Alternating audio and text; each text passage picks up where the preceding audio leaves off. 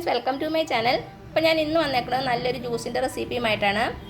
Watermelon വെച്ചുള്ളൊരു juice. അപ്പോൾ ഈ ചൂടുകാലത്ത് കുടിക്കാൻ പറ്റിയൊരു ജ്യൂസാണ്. അപ്പോൾ ഇതെങ്ങനെ ഉണ്ടാക്കുന്നതെന്ന് നോക്കാം. അപ്പോൾ നമുക്ക് നമ്മുടെ തണ്ണിമത്തൻ ജ്യൂസ് ഉണ്ടാക്കാൻ തുടങ്ങാം. ഇത് വളരെ എളുപ്പത്തിൽ തയ്യാറാക്കാൻ പറ്റിയ ജ്യൂസാണ്. ഒത്തിരി സാധനങ്ങളൊന്നും വേണ്ട, നമ്മുടെ വീട്ടിൽ എപ്പോഴുള്ള സാധനങ്ങൾ മാത്രം മതി കേട്ടോ. അപ്പോൾ ഞാനിവിടെ കുറച്ച് തണ്ണിമത്തൻ എടുത്തിട്ടുണ്ട്. ഒരു 1/4 കിലോയോളം ഉണ്ടാകും.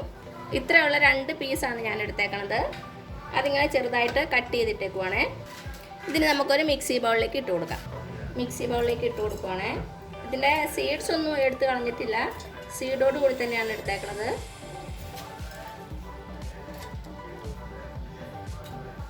ഇനി ഇതിലേക്ക് ഒരു 3 പുതിനയില ഇട്ട് കൊടുക്കുവാണ്. അപ്പം നമ്മുടെ ജ്യൂസിന് നല്ലൊരു ടേസ്റ്റ് കിട്ടും. അതേപോലെ തന്നെ കുറച്ച് നാരങ്ങ നീര്. ഇത് ഞാൻ ഒരു വലിയ നാരങ്ങയുടെ പാതിയാണ് എടുത്തേക്കണത്.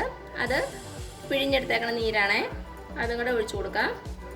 ഇനി നമ്മുടെ ജ്യൂസിന് ആവശ്യമായിട്ടുള്ള പഞ്ചസാര ഇട്ട് കൊടുക്കാം. അത് നിങ്ങളുടെ മധുരത്തിനനുസരിച്ച് എടുത്തോണം കേട്ടോ. ഞാനിവിടെ ഒരു 4 ടേബിൾ സ്പൂണ് ഇട്ട് കൊടുക്കുവാണ്. പിന്നെ കുറച്ച് ഉപ്പും കൂടെ ചേർത്ത് കൊടുക്കുവാണ്. ഇനി ഇതിലേക്ക് ഒരു 1/2 കപ്പ് നല്ല തണുത്ത വെള്ളം ഒഴിച്ചു കൊടുക്കുവാണ്. 1/2 കപ്പ് മതിയാകും.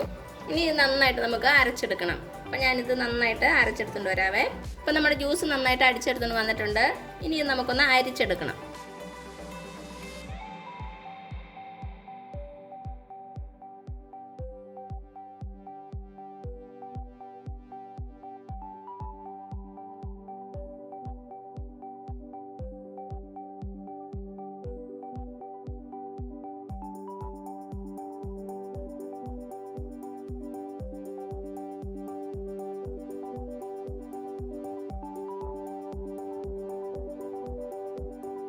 ഇപ്പം എന്താ, നമ്മുടെ ജ്യൂസ് എല്ലാം നന്നായിട്ട് അരിച്ചെടുത്തിട്ടുണ്ട്. ഇനി നമുക്കൊരു സെർവിങ് ഗ്ലാസ്സിലേക്ക് മാറ്റാം. അപ്പം ഞാനൊരു സെർവിങ് ഗ്ലാസ് എടുത്തിട്ടുണ്ട്. നമുക്കതിലേക്ക് ആദ്യം കുറച്ച് ഐസ് ക്യൂബ്സ് ഇട്ട് കൊടുക്കണം.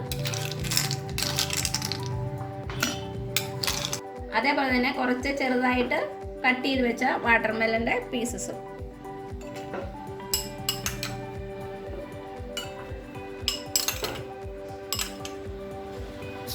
ഇനി ഇതിലേക്ക് നമുക്ക് നമ്മുടെ ജ്യൂസ് ഒഴിച്ചു കൊടുക്കാം.